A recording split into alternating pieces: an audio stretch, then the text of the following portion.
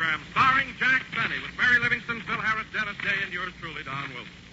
The orchestra opens the program with Ma, He's Making Eyes at Me.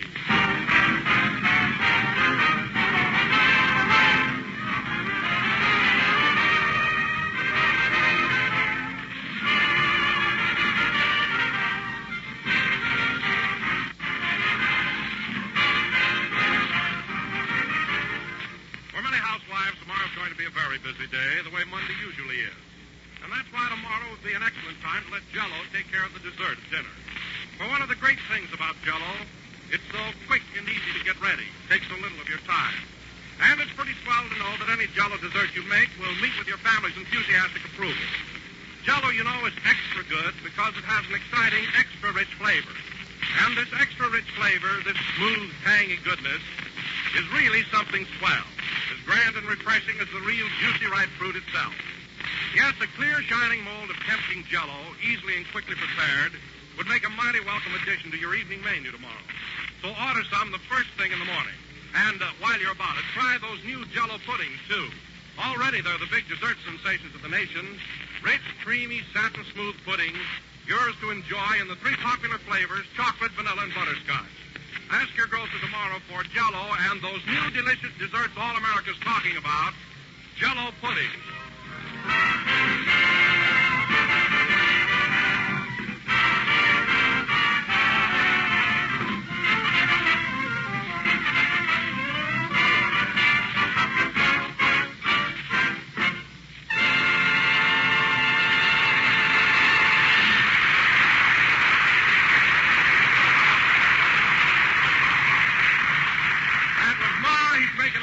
Played by the orchestra. And now, ladies and gentlemen, this being the second week of leap year, we bring you a man who hasn't leaped in years, Jack Benny.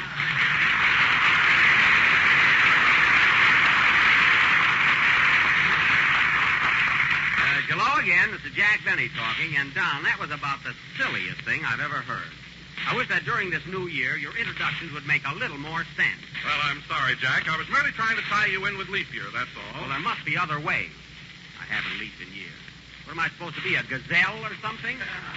Well, you'll have to admit, Jack, that you're not the most agile person in the world. Well, what if I'm not? You should be the last one to mention it.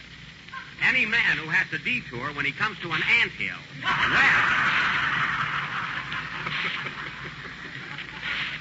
I'd be quiet if I were you. Hello, Jack. Hello, Mary. Let me clear this up, Jack. All I meant by my introduction was that you're not the dashing athletic type like Errol Flynn or Mickey Rooney. Mickey Rooney? For heaven's sake, John, Mickey Rooney is at least 8 years younger than I am. A fine comparison.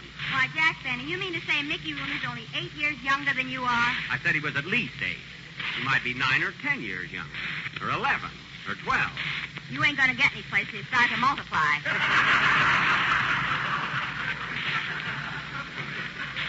All right, Mary, I'm 185 years old. I'm deaf as a post. I got hardening of the arteries, and I walk with a cane. Have I overlooked anything? I can't understand you. Put your teeth in.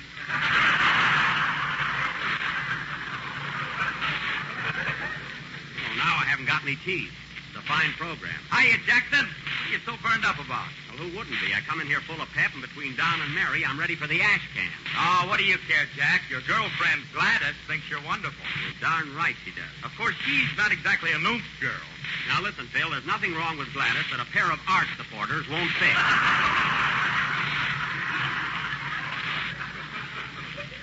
I'm getting her some for her birthday.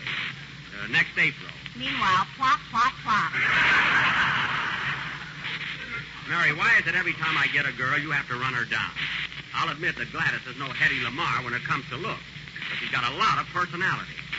She makes more tips than any other girl in Ginsburg's seafood grotto. Why not? She dives for him in the fish tank. She does not. And if you're so smart, Miss Livingston, let me tell you something about Gladys that you don't know. If the votes keep coming in like they have been, she's going to be Miss Vine Street this year. do you think Gladys has got a chance of being elected, Why, Jack? certainly. And that reminds me, fellas. Here, fill out these stubs, all of you. And you know what name to put down. Gladys. Not me. I'm voting for Mamie, the new waitress at Ginsburg.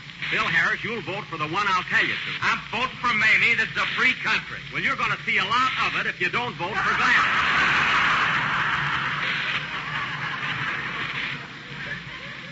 And right now... Okay. Give me a pen, Jack. I'll vote for your girlfriend. Thanks, Mary. Me too. Gladys, huh? What's her last name, Jack? Zabisco. Z-Y-B-Y-S-K-O. Gladys Zabisco. Hey, how do you make a Z? How do you make a... Here, give me that pencil. Look, Phil, it's like an S backwards with no curve. Like that, see? Oh, yeah, that's easy. Sure. Hey, Frankie, watch me make a Z.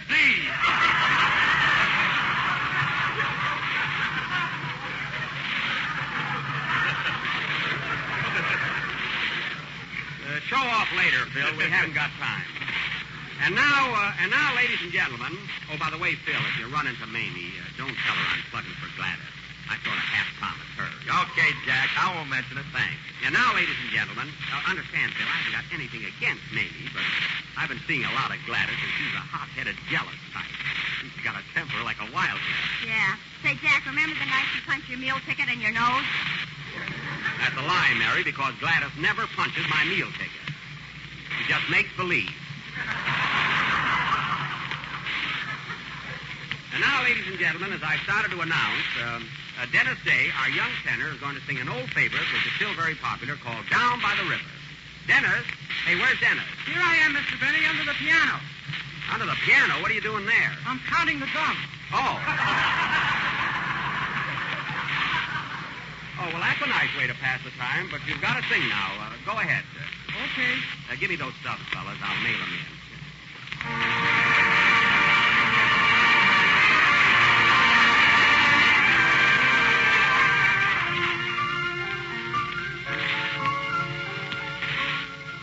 Once we walked alone down by the river, off a world our own.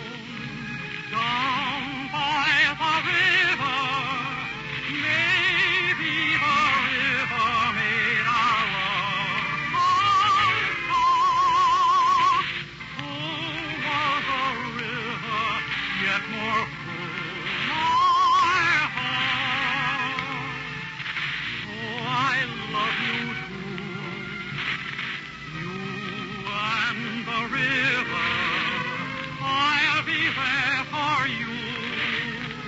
I and the river.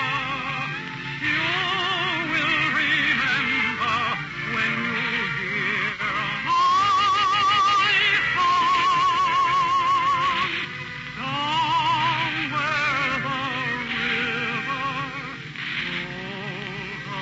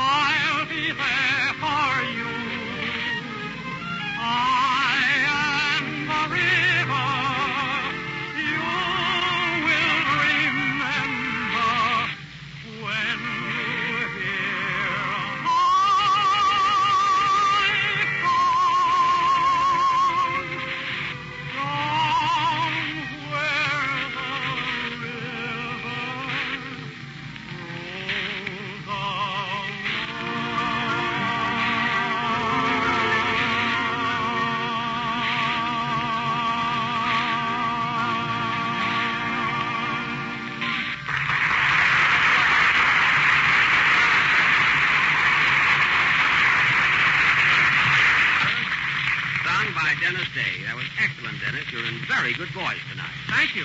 Oh, by the way, Dennis, you haven't voted for Miss Vinespeed yet, have you?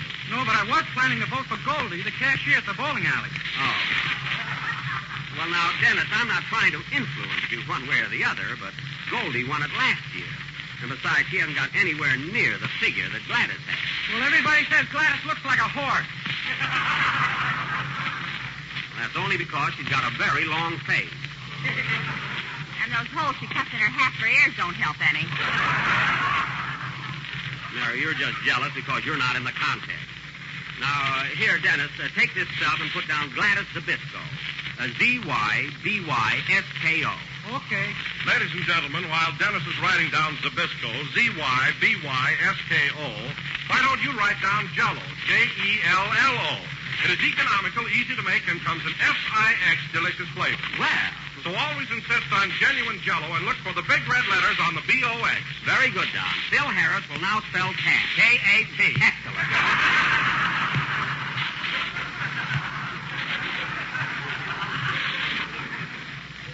And now, ladies and gentlemen, going from our spelling bee to our feature attraction, tonight the Benny Glee and Dramatic Club will present their version of David O. Selznick's great production. That emotional drama and tender love story filled with romance and music. None other than that supreme achievement and cinematic triumph, Intermezzo. Thank you, Dreamboat. Now, I will play the part of that internationally famous concert violinist whose artistry and charm win the love of his beautiful young accompanist. This role was portrayed on the screen by that distinguished actor, Mr. Leslie Howard. Now, Are you going to play that part, Jackson? You heard me, Phil. I'm going to be Leslie Howard, a concert violinist and a great lover. Listen to them dials turn. Don't worry, I'll handle it all right. Now, Mary, you're going to be my wife. You remember the part Edna Best had in the picture. Your wife, eh? Yes, and when this other woman comes into my life, you fight to hold me. You fight like a tigress to keep that spark of love burning between us. You're not going to sacrifice the most precious of woman's possessions, her husband. What are you laughing at? Pardon me, I thought I was garble. We should pay a little attention here. Anyway, Mary, you're my wife. And Dennis, Yes, please? you're going to be our child. You have beautiful golden curls, soft blue eyes, and a complexion like rose-tinted ivory. Gee, I like him better than I do me. I don't blame you. Now, let's see. Hey, Jackson, what am I going to be in this tender and gripping love story? You, Phil, you're going to be the manager of Leslie Denny, this great concert violinist. Are my eyes going to be blue, too? No, Phil, just under your eyes, as usual.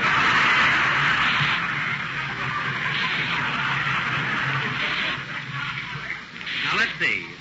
Oh, yes, the very important role of the young accompanist, so beautifully portrayed on the screen by that Swedish star, Miss Ingrid Bergman, will be enacted this evening by a discovery of our own. That very talented young actress, Miss Olivia Devine. Oh, Miss Devine. Here I am, Mr. Benny. Now, as you know, you're going to be my accompanist, and during our play, you fall madly in love with me. That won't be hard to do, kid. Well, thank you. Now, I understand you've had screen experience yourself. What was your last assignment? I was a caboose in Union Pacific.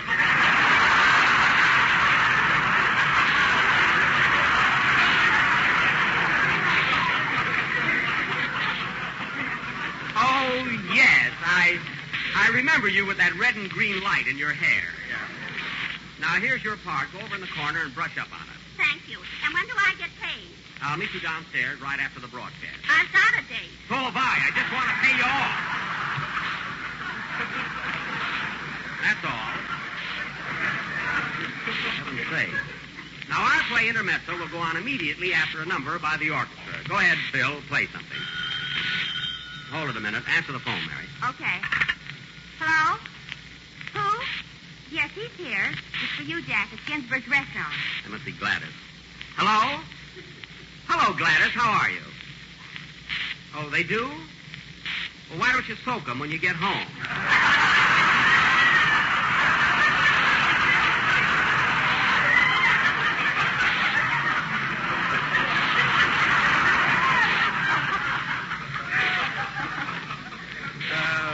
That'll help. Oh, our dogs are barking, eh? Mary, she's on her feet all day. What did you call me for, Gladys? Oh. Well, don't worry. I got 5 more votes for you today. Yes, only 5. After all, Gladys, you've got competition. It's no sin. But Gladys. Now, wait a minute, Gladys. If you don't like the way I'm running your campaign, get Jim Farley. What? Oh, now, honey, I didn't mean to... She's crying, fellas. I'm sorry, Gladys. I didn't mean to boil you out, but gosh, But Gladys, darling. But Gladys, baby. But Gladys, honey. Try Zabisco. Quiet. Now, Gladys, will you please stop sniffling? You'll win the contest. You'll get that trip to Boulder Dam. All right, honey, I'll drop by in a few minutes. See you later. Goodbye. Oh, by the way, Gladys, will you put away a piece of banana cream pie for me? Last Sunday you were all out. Thanks. And this he goes to Leslie Howard. Okay, dear. Goodbye. What a sweet kid, but she's so sensitive. Play, Phil. Gee, I made her cry.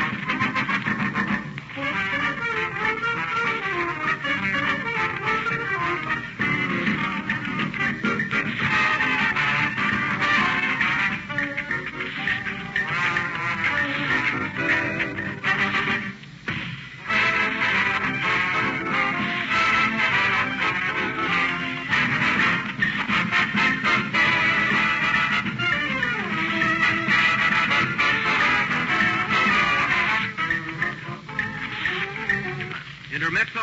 Well, Don, intermezzo is an Italian word. It's from the Italian. It's a musical term, and it's from the Italian. You said that. Mary, I'm trying to explain it. Intermezzo, Don, means, well, the word inter means between. For instance, interurban means between towns. So intermezzo means between mezzo. You see? Well, yes, Jack, but what's a mezzo? Well, mezzo is a proper noun. It's hard to define. It's a name more than anything else. Like Metro Golden Mare.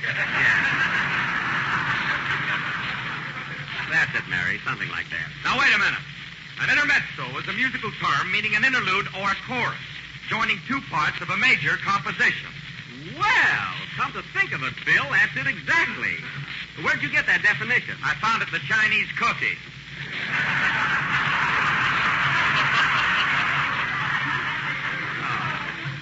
Well, I'm glad we've got it settled anyway. You may proceed, Don. Well, thank you.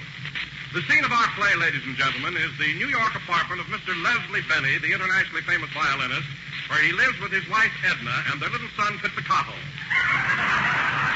That's him, Pizzicato Benny. As the curtain rises, we find Mr. Benny practicing Souvenir on his violin. Curtain, music.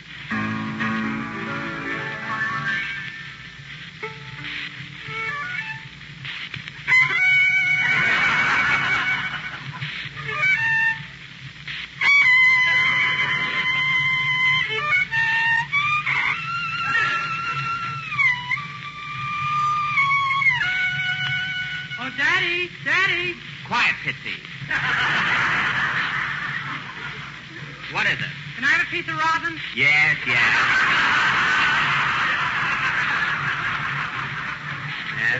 Here you are.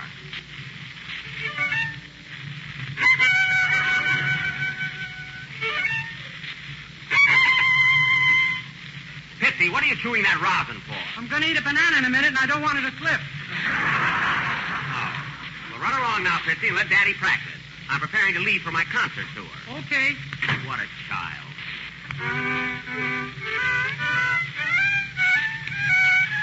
Oh, I don't like that.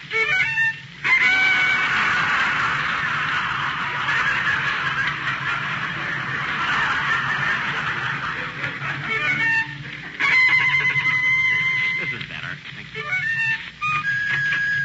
Hello, darling. Hello, dear. Where are you going with that mill? I'm taking in to Fifi the cat. Well, don't bother. I just played souvenir on her. Oh, Leslie, we can never keep a cat around here. Why don't you buy strings? Please don't annoy me, dear. I'm practicing for my concert tour. Oh, yes. Leslie, take me with you on this trip. Why can't I go along? Why? Little does she know that I'm in love with my beautiful blonde accompanist, Anita. Because, darling, it's a hard life. Trains, hotels, a constant rush and turmoil. You couldn't stand it. Oh, little does he know that he don't know that I know about you know.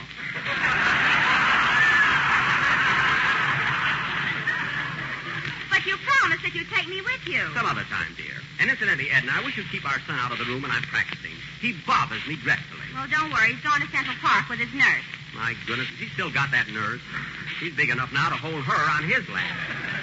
That's why they went to the park. I see. Oh, Leslie, won't you change your mind about taking me with you? I'll think about it. Little does she know that my girlfriend is waiting for me in Paris. Little does he know that my boyfriend is under the sofa. Well, see you later, darling. Okay, sweet. Now, let's see. What music should I take along? I don't know whether to open with Tchaikovsky's and Dante Cantabile or Bugle Call Rag. Now, if I open in Paris, I'll have to play... Come in. Telegram for Leslie Benny. Right here, boy. Wait a minute. Here's a quarter for you. Oh, gee, thanks. Little do you folks know this quarter says, watch Tacoma grow one.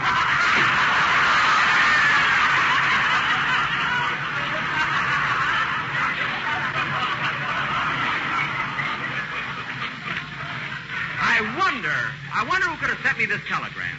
Why, it's from Anita. Anita, she's waiting for me in Paris, Kentucky. I knew I should have told her France. I must wire immediately to meet me at the boat.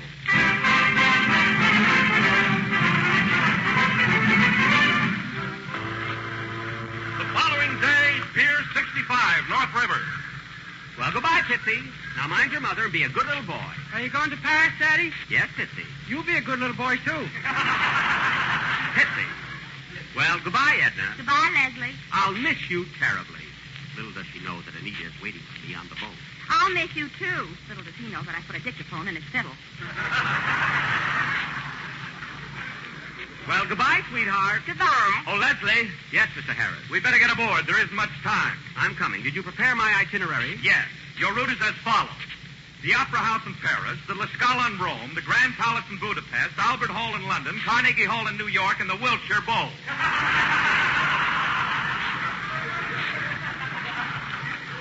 The Wilshire Bowl? What's that? That's the cultural center of Southern California, no cover charge. Oh. Come, Mr. Harris, we must hurry. Goodbye, Edna. Goodbye, Pizzicato.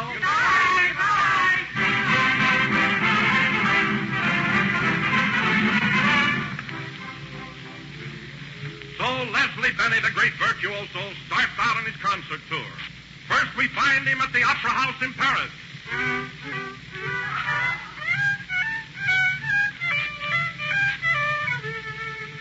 Ouch. Was the tomato yet? Oh, well. Rome, Italy.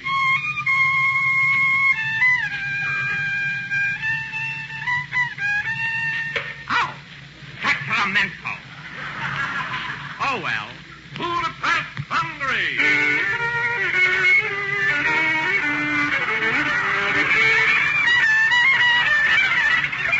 I gotta catch a train, folks. London, England. My fair lady. Ow. Well, I nearly made it. Waukegan, Illinois.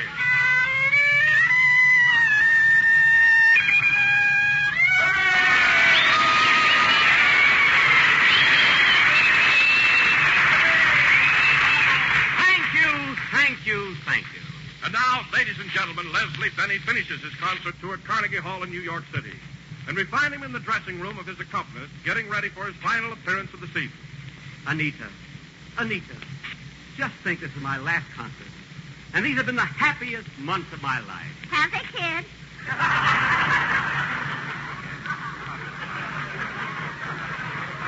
And it's you, Anita, only you, who has made all this possible. I love you, Anita, more than ever. Do you, kid?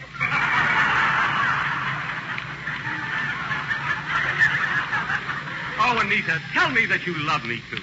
I wish I could, but things have changed in the last few weeks, and my heart belongs to another. To another? Who is it? Mr. Harris, your manager. Harris, my closest friend. Oh, I can't believe it. I can't believe it. It's true, kid.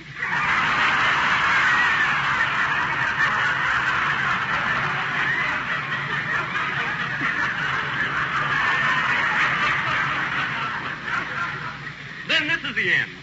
I'm going out and find Harris. And when I do, heaven help him. Where's my hat? In the closet. Oh.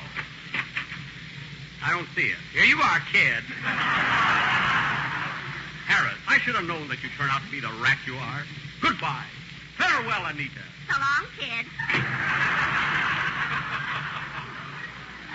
To think that Anita would treat me like this. In 5 minutes, I'm due to appear before my public. But I shall never play my violin again. Never. Leslie, darling. Edna, my wife, what are you doing here? I thought you needed me, Leslie. I could sense that something was wrong. Oh, I love you, Leslie. Come back to me. My little wife, I love you too, and I shall never leave you again. Where's Pizzicato, our son? In the hospital, he ate too much rosin. Oh, I knew it would get him. Well, Edna, I'm so glad you came. You've given me new life, new spirit. And I'm going out on that stage and play my violin as I've never played before. I know you will. Good luck, kid. Thanks, kid. So Leslie Benny walked out on the stage of the vast Carnegie Hall. A hush fell over the audience. The lights dimmed. Leslie raised his violin to his chin, and the orchestra played the introduction to the Meditation from Thais by Massenet.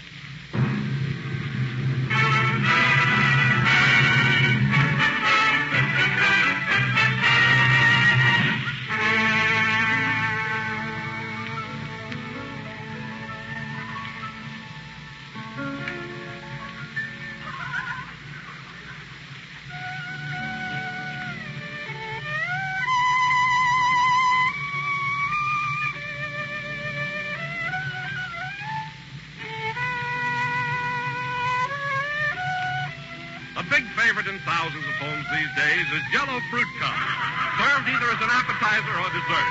Just imagine a shining sherbet glass, heaped high with bright, sunny orange Jell-O, tenderly molded around colorful cubes of juicy, ripe fruit. Now there's something your family will surely enjoy, and something you'll enjoy making. For here's how easy it is.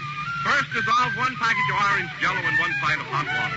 Chill until slightly thickened, and fold in 2/3 of a cup each of diced oranges, diced apples, and finely cut dates. Then mold, and there you have it. An enticing combination of brilliant orange Jell-O and delicious fresh fruit. So tomorrow night at dinner, delight the whole family with this tempting Jell-O creation with its gay colors and rich, tangy fruit flavor. Jell-O Fruit Cup.